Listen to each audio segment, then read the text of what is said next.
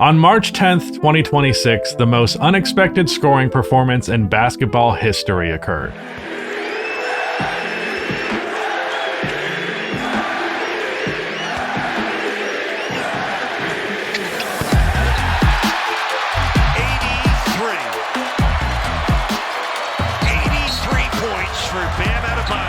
I, like many people, tuned into this game late, jumping in right as he got 70, and I watched, jaw resting on the floor, as he climbed up the ladder all the way to 83 points. However, the struggle to get to that total in the fourth quarter wasn't a pretty affair. Seeing that ending and then viewing the box score, I knew that a discourse nuclear warhead was about to hit the NBA world. Not only was he doing this with a record-breaking 43 free throw attempts in the era of boy who cried foul baiting, but in doing so, he surpassed the NBA legend Kobe Bryant's record. I love Bam as a player. Like, for him to take over Kobe's spot as the second all-time ever, it just doesn't feel great for the game. That ain't how Kobe did it. If you really wanted to really be respectful, sub your ass out the game. I would have respected him so much more if he tied the 81 and sat down. Apparently, this performance is a disgrace to the game of basketball, a sign that the NBA is bad now. When I saw this discourse, I had a sneaking suspicion that most people were coming to these conclusions after watching the fourth quarter and looking at the box score, resulting in them characterizing Bam's scoring approach as far more cynical than it really was. On the flip side, I had a sneaking suspicion that people were remembering Kobe's 81-point performance with rose-tinted glasses. People made claims that Kobe didn't go forcing wild shots to get 80, he didn't grift at all to get to the line. Kobe wouldn't do that, he's an ethical hooper. So I decided I wanted to examine both of these games very closely and see what the film can show us that these narratives cannot.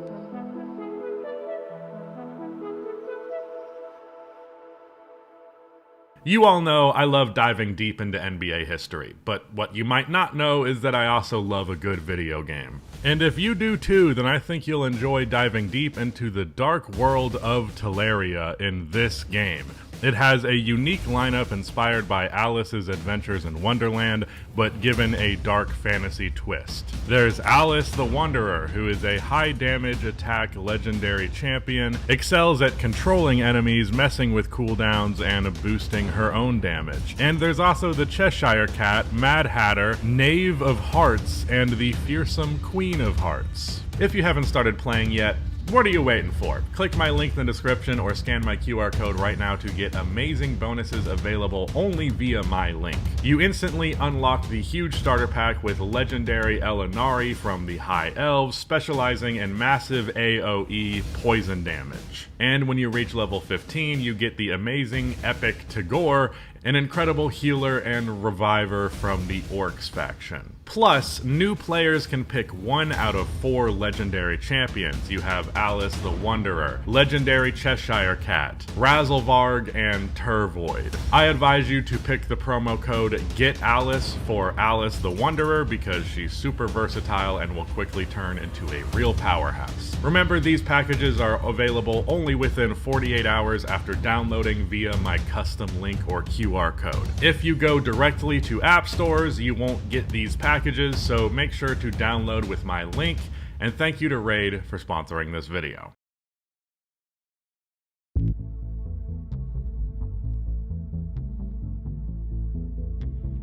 Probably the most common response to this performance was, "Really? Bam? He's the one to break the record?"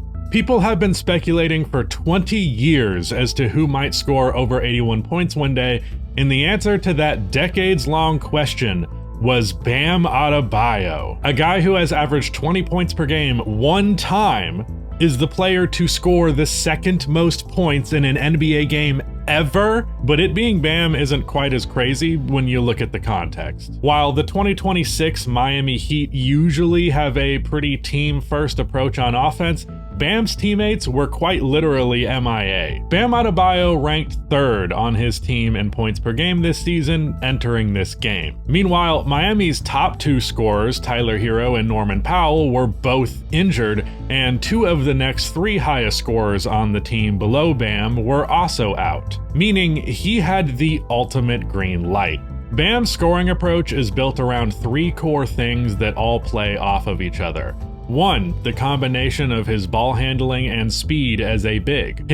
2, his mid-range and floater range touch. And 3, his athleticism, both his verticality and strength, making him a really strong finisher. That said, Bam being the guy to do this is shocking for a reason. Primarily because he's not a particularly aggressive scorer. In the last 7 years from his first All-Star appearance till this season, Bam on average ranks 52nd in the NBA in field goal attempts. Where he does hold some advantage, to an extent that I don't think I properly gave him credit for until today, is he actually gets to the line at a higher rate than you would think. In the last 7 years, Bam on average ranked 24th in the NBA in free throw attempts. He ranked as high as 12th in 2022. Usually with bigs who like to get fancy with their dribble and take pull-up jumpers, they often fall into the DeAndre Ayton trap, where they won't embrace contact, where at a certain point, all of this skill isn't a complement to physical play, it's a cover for lacking physicality. Can't bang down low and get to the line, but man, can he hit a hook shot. This is not the case with Bam. While I by no means had the impression Bam shied away from physicality, I didn't give him enough credit for how much he truly embraces it. What shouldn't surprise anyone was the team that let this happen. Bam had the advantage of playing the Wizards. Now, beating up on a bad team for big scoring games is nothing new. Kobe's 81-point game was against a team that started the season 1-15 and was ranked 29th in defense. The Wizards, though, are a uniquely bad defense in a way that is primed for Bam's offensive approach. Where Bam Adebayo might not be the biggest and strongest big man in the league, he's definitely pretty big and very strong. The Wizards, not so much. They are a very light team. They have, in terms of weight, the smallest starting shooting guard, small forward, and center in the NBA. Bam's primary matchup, Alex Sarr, can actually keep up with his speed, but he's 50 pounds lighter than Bam. And it's not as though Bam is some behemoth of a big man. He's only 6'9", and his weight is right around the average for a starting 5. But Sarr is 20% lighter than the average starting 5. That's a huge disadvantage. Alex's natural position seems to be the 4, but for this game, Sarr was their best option to stop Bam. His other primary matchup was Tristan Vukcevic, who is another skinny 7-footer himself at only 220 pounds, and unlike Sarr, he's slow-footed. So Washington's primary matchups for Bam are either a quick but lightweight power forward, or a slow but also pretty damn light 7-footer. But the individual matchups aren't even really the biggest issue. Their real problem is that this team has 0 weak side help, 0 secondary rim protection. Most competent NBA defenses almost always have a decently sized wing defender or 2 who can do a solid job defending the rim. So if the 5 is caught out of position, it doesn't automatically become 2 points. In this game, there was no one on the Wizards capable of being that weak side rotation guy, as Keyshawn George was out. Their biggest forwards after him are Anthony Gill and Justin Champagnie. Justin is 6'6", 205, and Gill is 6'7", 230. Anthony Gill is, in fact, the heaviest active player on the team at 230 pounds. That's only 15 more pounds than the average NBA weight. The average weight of every NBA team's heaviest active player is 255 pounds. With only 2 teams' heaviest players being under 250. The other wings who played big minutes are 6'9" Will Riley and 6'7" Bilal Coulibaly, both of whom are under 200 pounds. And it's not like the guards are big either. In fact, Trey Johnson is the lightest starting 2-guard in the league at 190 pounds. Sharif Cooper is 6 foot flat, 176 pounds. Jaden Hardy is 6'3", 198. Bub Carrington is 6'4", 190. The average weight of the 8 Wizards wings and guards who got run in this game is 195 pounds, with an average height of 6'4.5". So when Bam gets by Sar or Vukcevic, the average body that he ran into at the rim was 60 pounds lighter and 5 inches shorter than his, leading to these smaller players having no chance at stopping him and being forced to foul. This is also a team that fouls a lot. The Wizards this year are ranked 3rd in opponent free throw to field goal ratio, and they're 5th overall in fouls per game. They also allow the 5th highest opponent shooting percentage at the rim, while ranked 6th in opponent rim frequency. And on top of that, Bam, with his ultra green light, wasn't just trying to feast inside. Recently, he has also expanded his offense to the 3-point line. Yeah,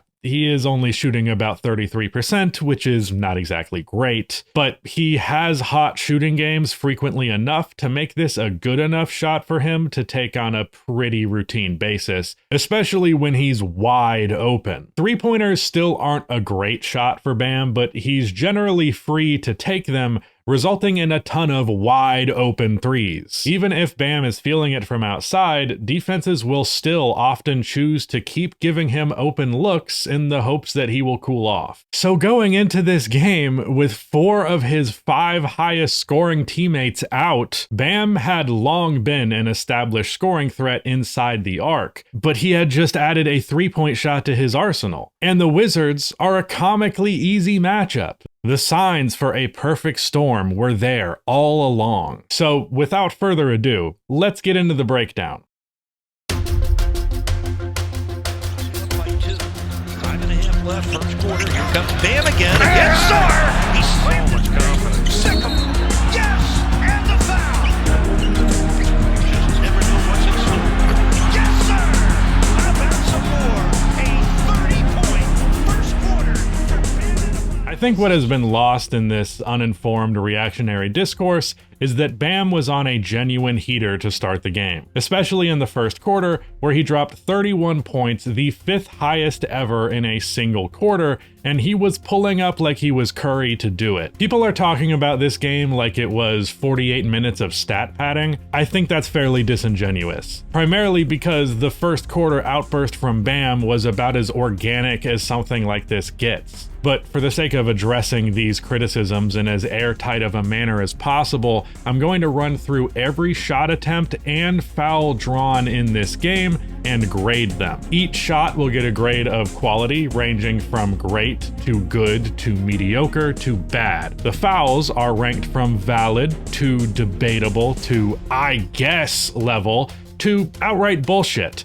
And Bam's approach to drawing these fouls will be judged on a scale of 0 to 4 on how much grifting / foul baiting he may or may not be doing. To open the game, Bam comes out swinging with his signature short fadeaway, a shot that he goes to a lot, but he somehow made just 1 in his 83-point night. Then he's open on the wing and hits a catch and shoot 3. Sar reaches, gets caught with his hips turned away from Bam, who euros into a short hook over Carrington. Then he misses an open 3 from the same spot that he just made one. He receives a nice wraparound pass at the rim, puts up the floater, which is goaltended. On the next possession, Sar gets a win on defense, keeping up on the drive and forcing an ugly miss. It was right at the rim, so I can't call it a bad shot.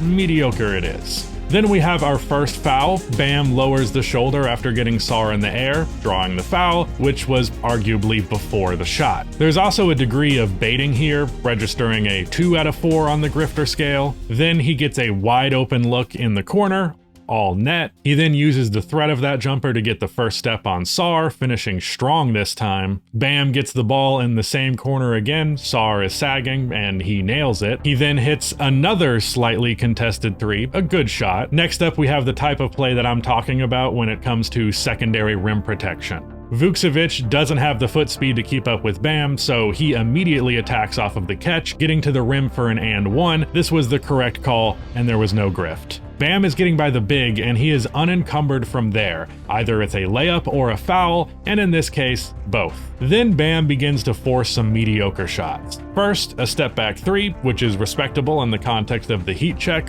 He overextends himself on a lefty layup, gets his own board, and forces a short fadeaway. Both mediocre shots. On the other end, Bam intercepts the pass and gets fouled on the break. Right call, zero grift. Then Bam pulls up for easily his sickest jump shot of the night. This can't be categorized as a great shot, but given the heat check of it all, I will label this a good shot. Then he comes off of a screen at the top of the key and launches a pretty wild movement three. He actually did a great job elevating over the contest, so much so that I won't quite call it bad. I'll categorize it as mediocre. I'm grading on a curve here with the hot hand in mind. At the end of the first, there was a foul away from the ball as Bam and Vucevic were fighting for position. I generally think there's no real reason to make a call on plays like this if the contact is pretty even across both parties, as is the case here. But the reality is, in the NBA, they call this a lot, regardless of how you may feel about it. I'll label this one as debatable, and Bam gets a 1 out of 4 on the grifter scale, as he flailed just a bit to sell the call. That concludes the first quarter.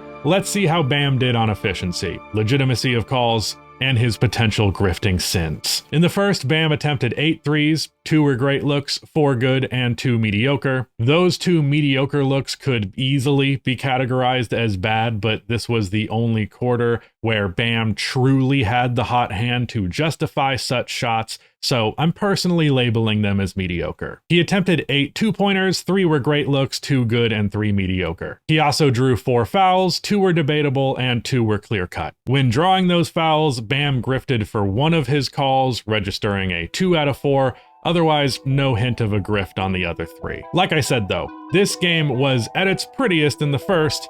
Let's move on to the second quarter. I say only because the Heat felt like a dominant team tonight and by only 12. Bam spinning on Saul and putting it down. Left in the first quarter, in the first half. Bam!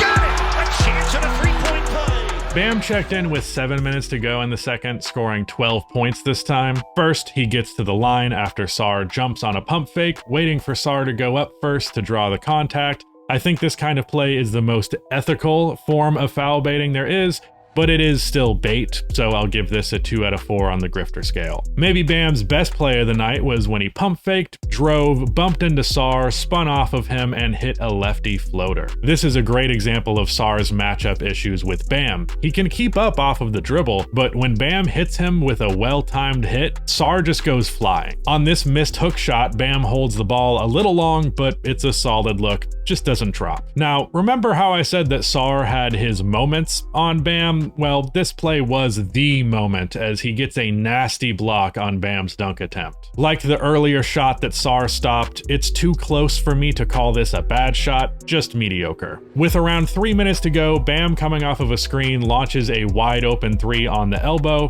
Great look. Bad result. Bam has a mouse in the house under the basket, so he quickly goes up and is fouled hard. Clear as day, no grifting required. And just as he did a few minutes earlier, Bam pulls off a spin move on Sar, getting even closer to the rim this time. Then Bam faces up on Gill, shakes him, drives, and draws the foul. Valid call, no grift. Bam catches the ball and immediately drives. Sar rotates over late, turning this into a 3-point play. No grifting required. Then he ends the quarter missing a pair of threes. First a wide open look on the left wing, which doesn't drop, and he crossed half court to put up a heave, so it counts as a regular attempt. Normally that's not a great shot attempt, but since it's at the buzzer, this qualifies as great given the alternative is no shot attempt. In the second, Bam went 0 for 3 from outside despite them all being good shots. He hit 3 of his 5 two-pointers, 2 were great shots, 2 were good shots, and 1 was mediocre. Bam drew 4 fouls, all 4 were valid calls, and only 1 of them was vaguely grifty. So through the first half, Bam is playing a clean game, resulting in 43 points, the second most points in a first half ever. In the third, Bam dropped 19 points, though this is where the fouls begin going up, and the accusation of forcing shots begin to ring true. 73, Jonas for Bam. Yes. Wizards finally doubled Bam on Bam opens the quarter by forcing a corner 3. His legs are spread more than is typical for him. It looks unnatural. This is the first categorically bad shot. After setting a ghost screen, Bam gets the ball, Sar oversteps and is caught out of position. Once again, the backline help provides zero resistance. The broadcast unfortunately cut off most of this next shot, but he appears to have gotten a solid amount of space on a fadeaway, decent for what it is, but still mediocre. Then Bam is once again left wide open in the corner, a perfect look with a perfect result. At this point in the game, nothing has been remotely fishy. Nothing is forced. It's not a product of poor officiating. Nothing about this performance is cynical yet. Then the forced shots begin. First, he dribbles into a well-contested pull-up 3 as the trail man. Next, he fails to get Sar to jump on a series of fakes, so he forces a contested fadeaway. 2 bad shots in a row. Here, Bam shimmies on the perimeter, completely loses Vukcevic and is fouled. The contact is light, but enough to justify a whistle. A debatable call, no grifting. Then Bam contests a Trey Johnson 3, leaks out and gets a fast break dunk. Koulibaly receives a tech, and Bam shot 1 free throw, no contest there. But here is the first call that to me is neither valid nor debatable. Bam blows by Vukcevic, who fouls him. From the broadcast angle, I can't call it a come the fuck on level call, so it's an I guess call, but to me that's just not enough contact. Bam takes a pull-up 3 on the break over a strong contest. He has missed 5 of his last 6 threes, so at this point Bam is taking heat check shots without any heat. No more grade curve, that's a bad shot. Then he gets fouled on a double, definitely a grift, however it is a successful one in terms of drawing contact. Grifts with no contact are what actually bother me. Here, he generates real contact. Vukcevic is objectively impeding a shot by sticking his hip out like that. Is this a natural position to shoot from? No. Is it a foul though? Yeah. I'll still label it as questionable, and I'll also go with a 3 out of 4 on the grifter scale here. It's pretty bad, but it's not as bad as it gets. Here he shoots a fairly deep fadeaway, not a great contest, but the shot looks uncomfortable. He rushes to get it up before Hardy or Gill commit to the double, resulting in an air ball. From this point in the game, the defensive pressure begins to pick up. Bam is getting doubled or even triple teamed every time he touches the ball, with some defenders even lingering around when he is off of the ball. As a result, he started taking quicker shots, like that fadeaway. In the post, Bam spins off of Champagny to get into the middle of the lane, drawing a foul on the hook. This call is debatable, and Bam registers a 1 out of 4 on the grifter scale, as he sold that fall. Not a shot this time, but it's worth mentioning that around the halfway point of the third, Bam becomes completely uninvested in defense, specifically rim protection. Nor did he care much about rebounding, preferring to leak out on the break. I can't blame a guy for taking his foot off of the gas on defense in a 24-point blowout, but it does add to the vibe that the game plan is all about stat padding by this point. We are approaching dangerous territory. I can see the discourse bomb slowly creeping over the horizon, but not yet, because Bam closes the third strong. Anthony rotates onto Fontecchio, leaving Bam open on the wing. Even after 6 made threes, Gill's instinct is still to cover the normally clearly better shooter. Then there's a foul away from the ball. Again, Bam is hit trying to get positioning. The contact was pretty even, but offense always gets the favor in the NBA when it's a close call. Bam sold the contact a bit. The Wizards were in the bonus, so he gets another trip to the line. A debatable call, and I was stuck between a 1 or a 2 on the grifter scale, so we'll go with 1.5. More contact is drawn when Bam drives off of a shot fake. Champagny is at an awkward angle, and Bam runs right into him. Definitely he couldn't get out of the way type of foul. Unfortunate for Justin, but it's still the right call. Bam threw his hands up to suggest he was shooting, but he didn't need the continuation to get to the line, so ultimately it's an inconsequential grift. The contact was real. I guess that's another 1.5, honestly. 2 of Bam's 4 easiest points came at the very end of the third. He gets trapped and throws it away. Everyone begins to run back, but Drew Smith steals it from Cooper and finds Bam for the easy 2. Through 3 quarters, I see no real reason for this game to be controversial. It still passes the sniff test, but things were starting to get a little stinky at the end of the third. Bam attempted 5 3-pointers this time. 1 was a great shot, 1 was mediocre, and 3 of them were bad. He took 6 2-pointers, 3 being great shots, 1 mediocre, and 2 were bad. In the first half, by my definition, Bam had 0 outright bad shots. But in the third, he attempted 11 shots and 5 of them were bad. The desperation is beginning to show itself. Bam was fouled 5 times in this quarter. 2 of them were with Washington in the bonus, though he did get a 1.5 out of 4 on the grifter scale on both of those calls. As for the 3 shooting fouls, 2 were debatable and 1 was an I guess level call. The calls also got worse in the third, but there still haven't been any egregious ones.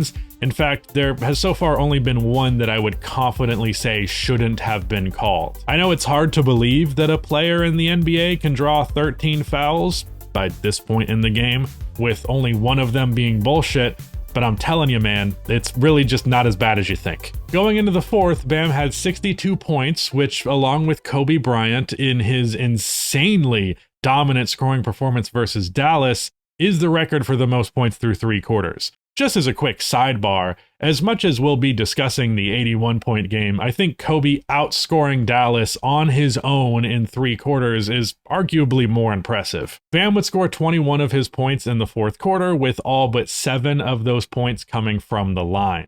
He's really taking advantage in transition off miscues and rebounds. Here's Bam. Got fouled! It goes!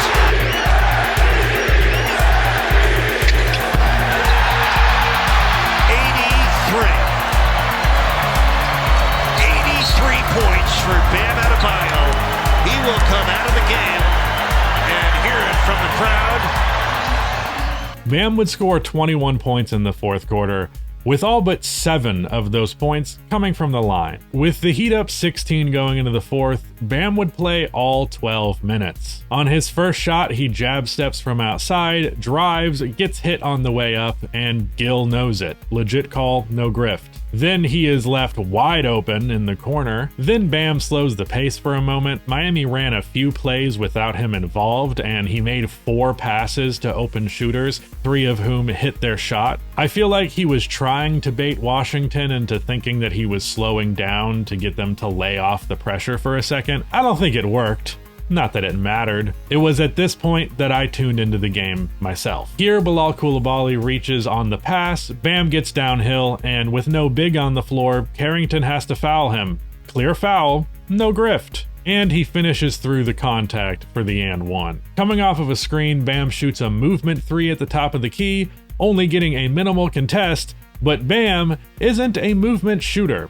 He has missed all of the movement 3s that he has attempted. His feet are not properly set, not to mention that he is 3 feet behind the line and there's 18 seconds on the shot clock. That's a bad shot.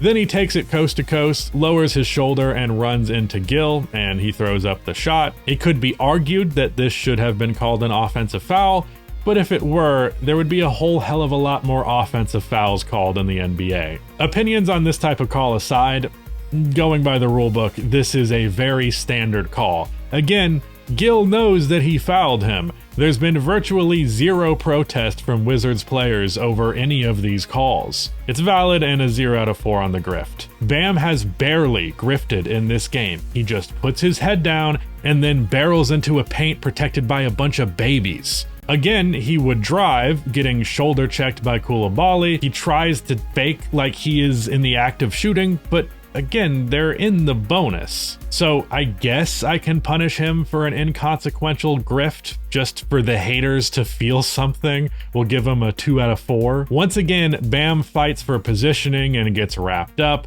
If anything, he is instigating this contact, so I could see an argument for an offensive foul. But like I said, if it's close, the offense gets the call. Just going off of the rule book, I'm going to label that as debatable with a 1 out of 4 on the grifter scale. Okay, here it is. This is the first 4 out of 4 grift. That foot maneuver was nasty. Luckily, they didn't give him the call. Almost like grifting isn't being rewarded here. Technically, this isn't a call, so it doesn't count for the tally, but I'll just throw it in there for the sake of not playing favorites. Then Bam receives an entry pass. It would appear that he was swiped at by Carrington, and Riley might have touched him as well, but this one feels super questionable. I'm gonna go with a I guess on this one. Bam takes it up himself using his offhand to create some separation, steps back and pulls a three-pointer. Again, I feel a need to grade on a curve here. He hasn't been hitting his threes, but he's also going for 80, so at this point, you can take a bad shot, but I'll only bump it up to mediocre. After this miss, Fontecchio gets it to Bam, who is running down the middle. He dribbles into Jaden Hardy, and a charge is called.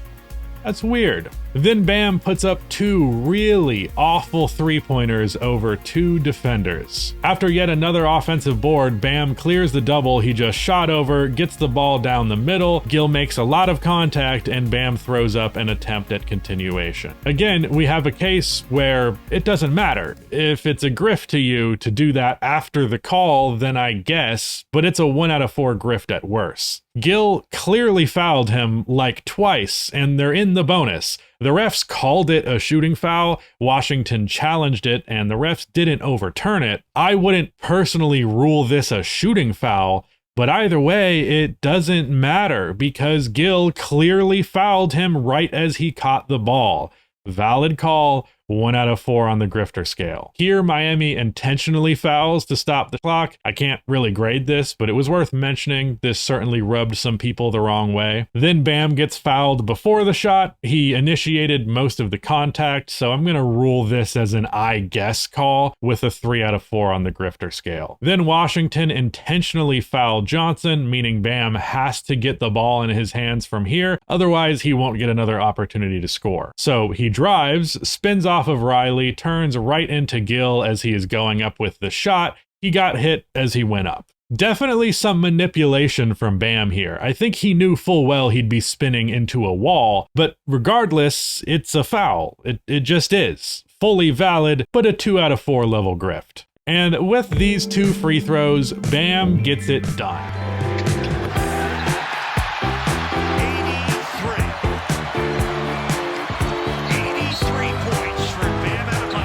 Bam took 6 three-pointers in the fourth, 4 being bad shots, 1 great shot, and 1 mediocre shot. And both of his 2-point field goals were great looks. And he was fouled 7 times this quarter. Of those fouls, 2 were in the I guess category, 1 was debatable, and 4 were valid. As for the degree of grifting, he got 10 total points out of a possible 28, his highest count by far, including the only outright bad call. Now, as for his total stats across all 4 quarters, he attempted an absurd 22 three-pointers in this game, and this is where a majority of his bad shots came from. 7 of these attempts were great shots, 4 were good, 4 were mediocre, and 7 of them were bad shots, with all 7 bad shots attempted in the second half. As for his 21 2-point attempts, 10 of them were great shots, 4 were good shots, 5 were mediocre, and 2 were bad shots. Overall, on his 43 field goal attempts, 39.5% were great shots, 18.6% were good shots, 20.9% were mediocre, and 20.9% were bad. Now, as for those free throw merchant accusations,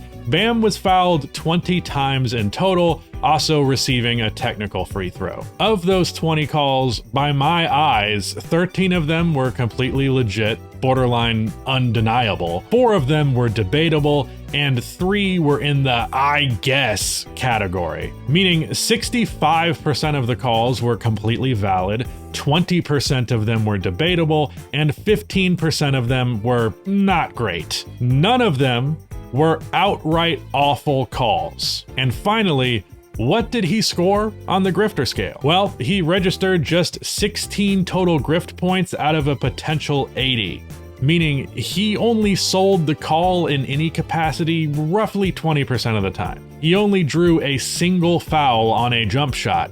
Everything else was in the paint. So that was Bam's 83.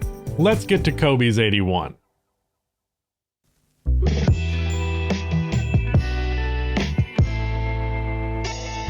Remember how I graded on a curve for some of Bam's shots due to his hot hand? Well, I realized pretty quickly into watching this game that I need to do an era curve for Kobe. I think the reason Kobe is the representative of the 2000s to most people is that his game, more than anyone, is built for the dead ball era. There isn't a time in NBA history with such a high frequency of quote-unquote bad shots. Kobe took a lot of shots that in the modern game would result in intense scrutiny. But Kobe's 81 was within the context of 2000s era basketball, and no one had a higher volume of these bad shots than Kobe in the mid-2000s. Post-Shaq, but pre-Gasol. If I were to grade every well-contested jumper as a bad shot, Kobe's bad shot numbers would be off of the charts. I like to judge players in the context of the time they played. The reality is, offenses were not very creative at this time.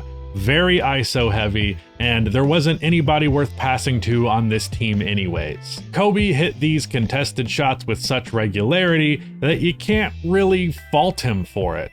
A well-contested midi from Bam in 2026 is a much worse shot than a well-contested midi from an all-time great mid-range shooter in 2006. Before we get to the film, I want to make something clear. I am not attempting to disparage Kobe in the following analysis. I'd like to think I've made this clear already, but just in case I didn't, I think the whole idea of a performance being fraudulent is silly. Saying a game doesn't count because there was some foul baiting is silly. But if we're going to put Bam under a microscope, it's only fair that we do that for Kobe. And I have bad news, Kobe fans. He did some grifting in this game, but I have great news as well. It doesn't fucking matter. Are we on the same page? Cool. Well, Kobe Bryant has got 6. There's that zone again, but it's really a very weak zone. Here's Kobe off. Sweet move. He got to a game and a half behind. Kobe reverse layup to Joel. Donald here in for Joel. 2 minutes alongside. Kobe would drop 14 points in the first quarter, less than half of Bam's first quarter total. To start the first, Kobe on a drive gets his defender with the hesitation and hits a reverse layup. Next, he catches it, turns and fades on a long mid-range shot that drops. Coming off of a curl, Kobe catches and immediately fires a long 2 that bricks. Mo Peterson got a strong contest on it. Not a great look. Next, he goes to a gather step, finds space for a floater. It rolls off of the rim, but it's a great look. Here, Kobe catches a grenade to beat the shot clock, something that he often did. This is a solid look for what it is. In context, that's a great shot. And yet another catch and shoot long 2 drops. Man, this shot is just so of its era. Kobe fakes a post up, does a shimmy, steps in, and banks it off glass. He doesn't even notice the contest from behind. Quintessential Kobe Bryant right there. Here he gets by his defender, but a young Chris Bosh does a great job defending the rim, but Kobe grabs the rebound, spins and fades around the free throw line, and it's also well contested. 2 mediocre shots. Kobe pulls a little rip through, drives, uses his body to shield the ball from Bosh, and gets a free layup. Next, he drives on Peterson, bumps into his chest, and gets fouled. The Raptors were in the bonus before Kobe even drew his first foul, which shows how undisciplined Toronto's defense was. This call is kind of questionable, but no grifting. To beat the buzzer, Kobe dribbles to the right wing, pump fakes, gets his man to jump, and shoots it, knowing that he will be fouled.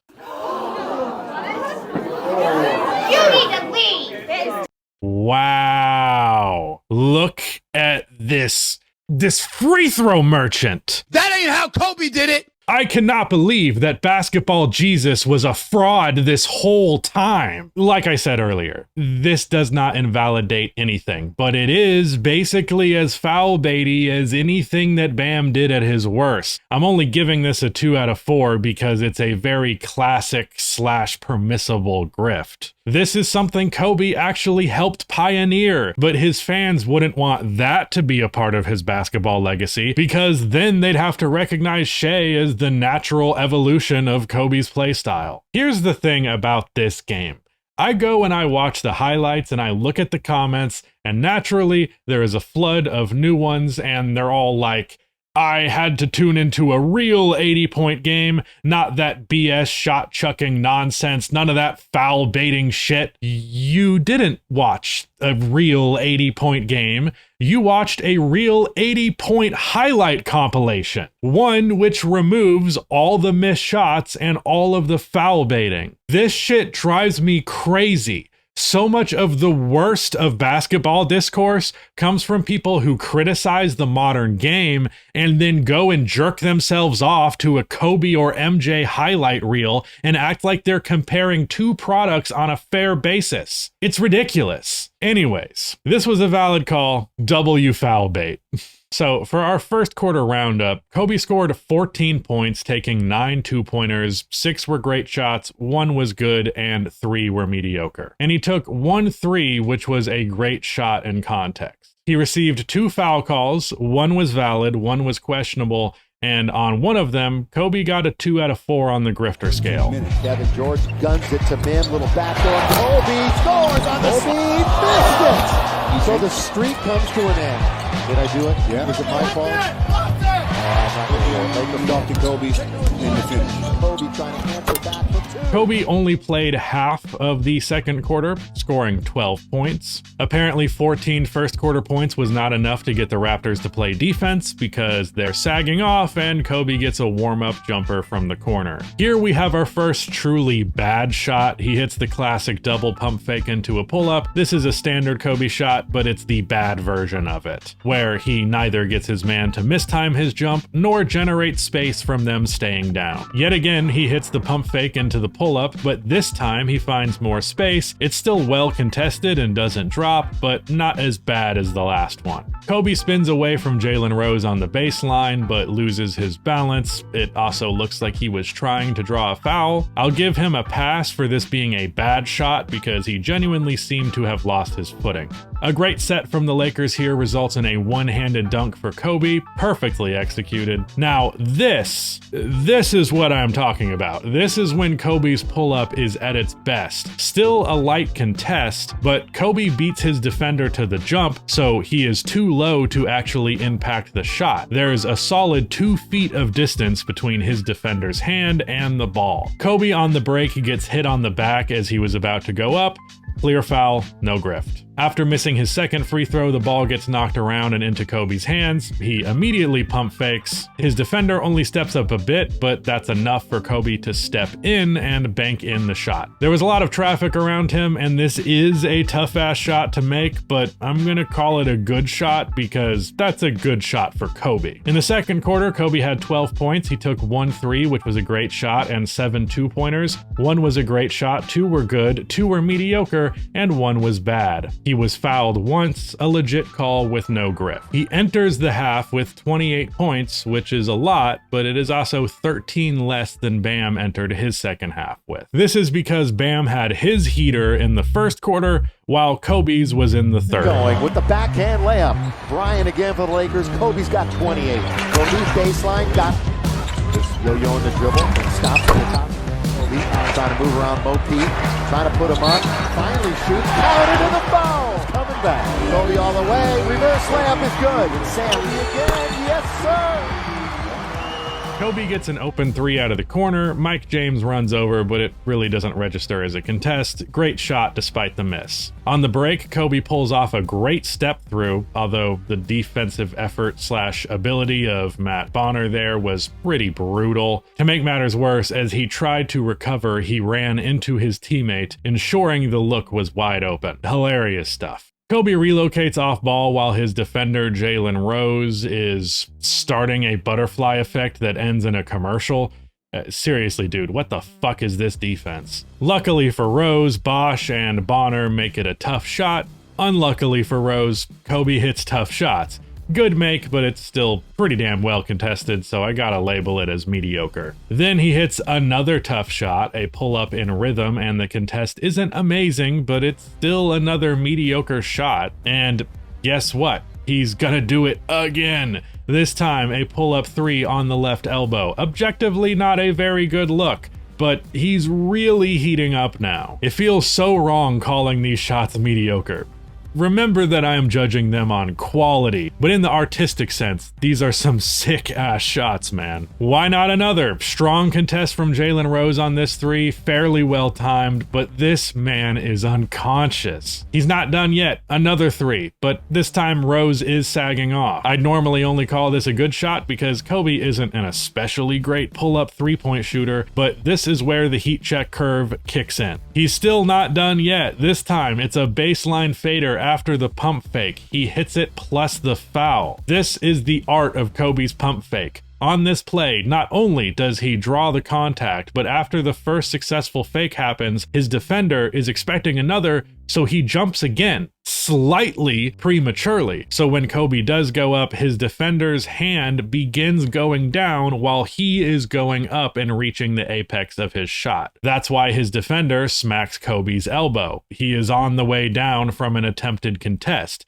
That is textbook manipulation right there. Still only a good shot though. And I gotta give this a 1 out of 4 on the grifter scale. A minor bait, but we still count it. And again, on the right elbow, Kobe hits the jab step, pulls up from 3 in his defender's face. The contest is well timed, but he is too hot to call this anything less than a good shot. This dude just hit 8 jumpers in a row, and only one of them wasn't well defended. Unfortunately, it would stop there. On the next play, Joey Graham gets a great contest on Kobe's baseline fader, resulting in an air ball. This is a bad shot. I'd give him the curve of going for his 9th jumper in a row, but he really fails to generate any space here at all, probably the most forced shot of the night. Luckily, Kobe didn't need to rely on difficult jumpers to get through the rest of the third because Toronto just gave him some free points. On the next possession, he walks into a free layup. Bear in mind, this is a 2000s defense. This is supposed to be the tough as nails, working man's hands era. Anyways, here's a free open lane. Then Kobe knocks the ball loose and no one is back when he chases it down.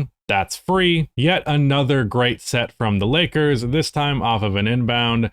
But again, what the fuck is this defense, man? Finally, to beat the buzzer, Kobe dribbles into a pull-up, elevates well over his defender, so it's basically uncontested. It doesn't drop, but that's a great shot. This was one of the most insane scoring quarters in NBA history. All but 9 of his 27 points in this quarter came off of jump shots. He hit 8 jumpers in a row that were almost exclusively tough shots. He took 15 shots and made 11 of them, including going 4 of 5 from outside. From 3, he took 3 great shots and 2 mediocre ones. From 2, he shot 7 of 10. 5 were great shots, 1 was a good shot, 3 were mediocre, and 1 was bad. He was also fouled once, a valid call, and a 1 out of 4 on the grifter scale. Entering the fourth, Kobe has 55 points, and he has taken just 7 free throws. Didn't Kobe have 20 free throw attempts in this game? Does that mean that he got most of his free throws in the fourth?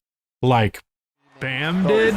Nobody helping right now defensively, so he will take the 15 from him. He's back on Friday, filling in tonight. Alongside. Oh, ladies and gentlemen, 67 points, Kobe Bryant. Yes! Kobe Bryant, 28 for 46 from the field. This would be 18 for 20 from the line, and an 81-point game. Kobe immediately starts the quarter forcing a 3 on the wing, but he gets the ball back, drives, and is arguably fouled. He acts like he got hit in the face, and I don't think Kobe would sell a call to this degree. That said, it's a wild attempt. Both looks were mediocre. Next, he gets a somewhat similar shot, but this time he successfully draws a clear foul, no grift required. Out of the face-up, Kobe gets another baseline fadeaway to drop, good elevation over a weak contest. Toronto jumps the screen from Kwame to double team Kobe, just for him to immediately split the double, pulling up from the free throw line with Bosh touching his hip on the way up. From what I can see, Bosh barely touches him. It doesn't look like Kobe is actually pushed at all, so this call feels questionable. And it was probably called because Kobe felt the contact and sold it a bit. A 1 out of 4 on the grifter scale and a great shot. Then Kobe executes a perfect jab step, rising so quickly that Rose doesn't even bother contesting, but he does stick his foot under him, so you could argue Kobe deserved a call for this. It wouldn't be the first time Jalen Rose would try and injure Kobe. Here he gather steps perfectly around Bosh for a wide open layup. Okay, Kobe fans, if you wish to remain obnoxiously, stubbornly incorrect, then you might want to skip ahead of this next play. You have been warned. Kobe gets fouled on a rip through, but that's foul baiting.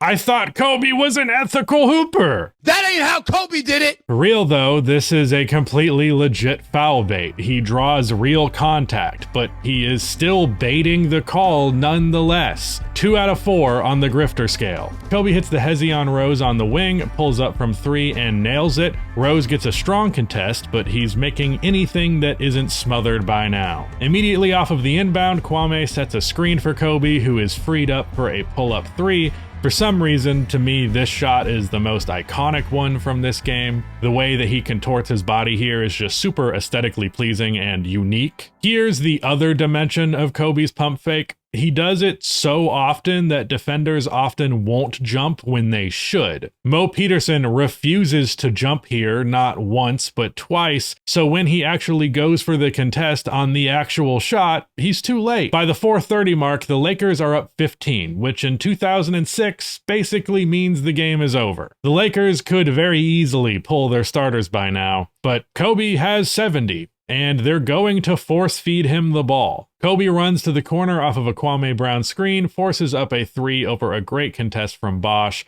Very forced. Next, he drives inside, bumps off of Bonner to create space for a wide open floater. At the 3-minute mark in this game, Kobe now has 74 points, and for some reason, the Raptors are trapping Walton at half court while leaving Kobe wide open on the wing. He missed the shot, but good lord, this defense is awful. People want to dismiss fucking Bam's game because of the Wizards. Look at this shit. Kobe gets by Mo Peterson with a hell of a behind the back dribble, drives baseline, and gets pushed by Bosch. Legit call, no griff. Now, the record for second place before Kobe reached 81 was 78 by who else but Wilt Chamberlain. So in pursuit of that figure, Kobe was absolutely gunning for it from here on out, the same way that Bam did. From this point in the game, Bam got fouled 3 times and missed 2 3-pointers. And for Kobe, he got fouled 3 times, one of them on a 3-pointer, and he missed 1 3-point attempt. 12 potential points versus 10 potential points. That's not much of a difference now, is it? Here is that missed 3 over Jose Calderon, mediocre ass look, and the 3 he gets fouled on was super questionable and pretty damn grifty. There appears to be no contact from what I can see from either angle. It's possible his elbow was touched on the shot, but either way, if there was contact, he sold it super dramatically. That ain't how Kobe did it. It's possible his elbow was touched on the shot, but either way, if there was contact, he sold it super dramatically.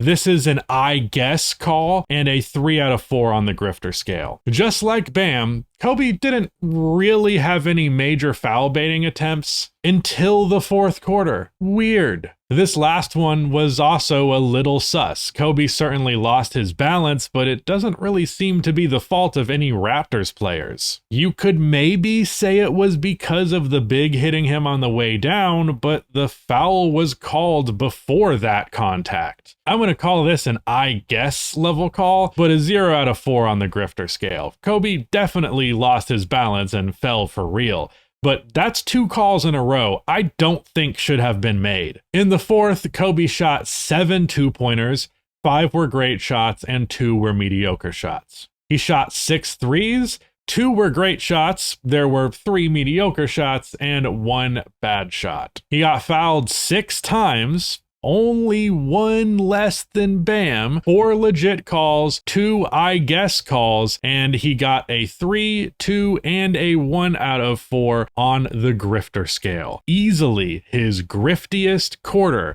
grifting on half of the calls that he got to varying degrees. Kobe had his last 13 free throw attempts come in the 4th quarter. To put that into perspective, while obviously 43 is a whole lot more than 20, Bam had 37% of his free throw attempts in the 4th quarter, and Kobe had 65% of his free throws come in the fourth. The fourth was also Kobe's second least efficient quarter and the one where he missed the most field goals. It's also where he missed the most three-pointers. While it's not 1-to-1, I hope that's obvious, the exact patterns that we're being critical of Bam for are readily apparent at the end of this game from Kobe. But okay, after going through all of the shots, we have gathered the necessary data. First, let's look at their two-point attempts. Kobe attempted 33 two-pointers while Bam attempted 21. For Kobe, 48.4% of his twos were great looks. For Bam, that number was 47.6%. 15.2% of Kobe's shots were good looks. For Bam, 19%.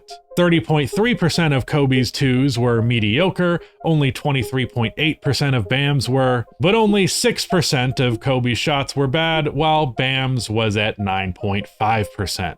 As for their three-point shots, Kobe attempted 13 while Bam attempted 22, and only 6% of Kobe's shots were bad, while Bam was at 9.5%. As for their three-point shots, Kobe attempted 13 while Bam attempted 22. Here, I think it's important to bear in mind, Bam is a worse three-point shooter, especially contested three-point shooter, so he inherently was always going to get a lower grade here. For Kobe, 53.8% of his threes were great looks, whereas for Bam, it's only 31.8%. None of the threes that Kobe took were good looks, while for Bam, that was 18.2%. 38.5% of Kobe's threes were mediocre looks. For Bam, again, 18.2%.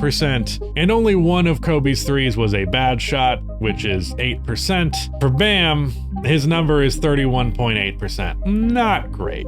But for the sake of simplicity, let's consolidate all of these numbers to just field goal attempts in general, and we'll drop the quality rating to just great/good and mediocre/bad. If we do that, for Kobe, 60.9% of his shots were great/good and 39.1% were mediocre/bad. For Bam, 58.1% were great/good and 41.9% were mediocre/bad. Yeah, I really don't think that difference is anything to make a fuss about. Do you? But then of course, we have the free throws. Kobe was fouled, resulting in free throws 10 times while Bam was fouled 20 times. For Kobe, 70% of his calls were completely legit. For Bam, that number was 65%. One call was debatable for Kobe, so 10%, while Bam had 4 debatable calls, which is 20%. 2 of Kobe's calls were in the I guess category,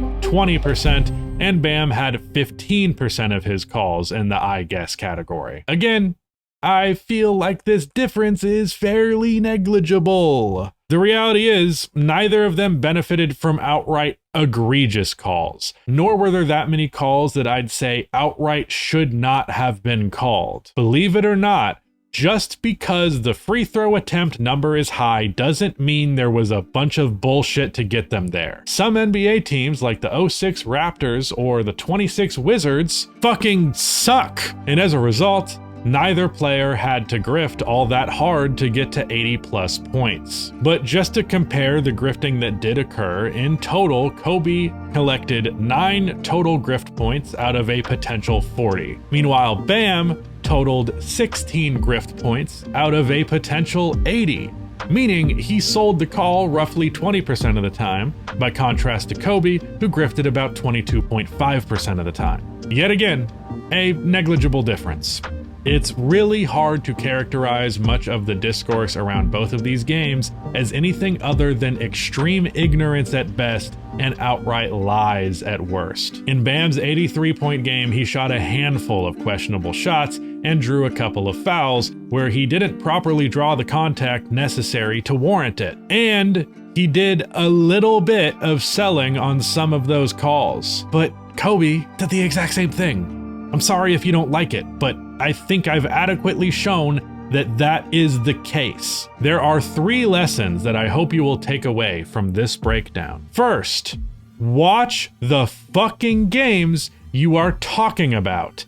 not just highlights and box scores. You should not compare a highlight compilation to the experience of watching the whole performance in context. Second, recognize that some of the people mouthing off about this game the most are people who do not even know the realities of it on either front. Just a bunch of discourse goblins who are looking for any reason to disparage the modern game and disparage a great performance. And last but not least, another player achieving something is not to the detriment of another player's achievement. Kobe's 81-point game did not become any less culturally relevant and revered after Bam had 83.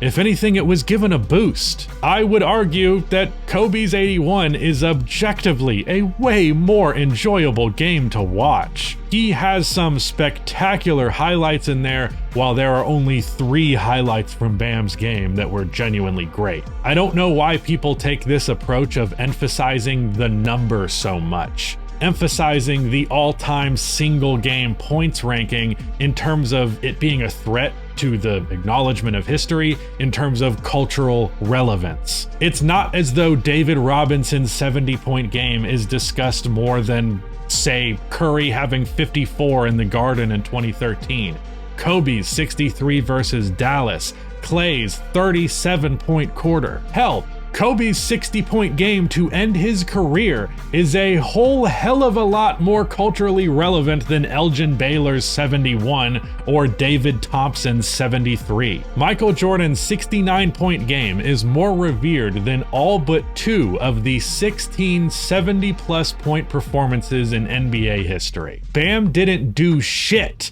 to hurt Kobe's legacy as a player. If anything, all the whining that Kobe fans did in response to this game is a far bigger threat to his legacy. I am begging y'all to grow up and do a little bit of research. Thank you so much for watching. If you haven't already, subscribed and drop a like and all of that. And if you would like to support this content further than just your subscription and like, there is the Patreon linked down below. Your view means the world. And let me know what you think. I know my methodology here is not exactly like scientifically concrete, but a lot of basketball is vibes, and this is just me doing my best to quantify those vibes. But yeah, that's basically all I got to say. Go check out my other channels, I guess, and goodbye.